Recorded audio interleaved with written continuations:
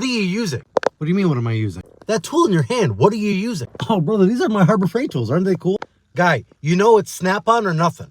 It's kind of tiring, this whole debate. If you got the money and appreciate the brand, go for it. Otherwise, buy what you love. I love comments like this because they demonstrate one key fact. All the debating ever really does is just pit people against each other.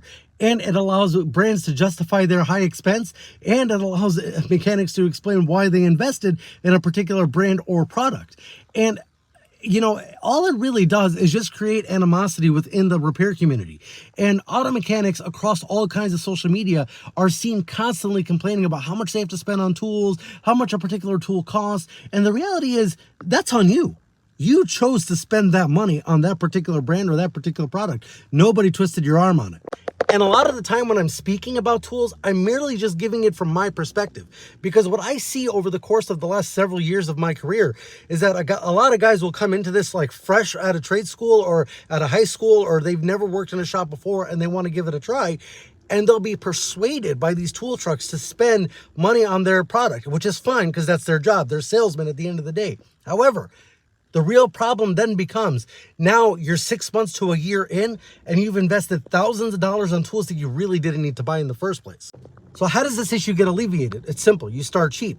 In a video that I recently posted, I said how Red Bull bought me a toolbox and I started off my career with $200. Which is completely true. When I first started at the dealership, I started with literally $200. And I didn't have to buy so much because all of my tooling, I bought it from AutoZone or Home Depot. And that's the point that I'm really trying to drive home, especially with the new guys.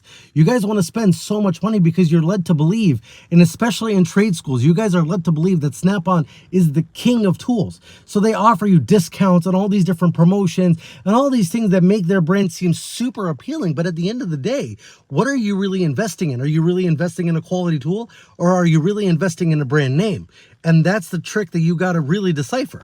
And in all honesty, you're really just buying the brand name anyways. So in truth, what really matters is your personal preference. If you like DeWalt, buy DeWalt. If you like Milwaukee, buy Milwaukee, etc., etc.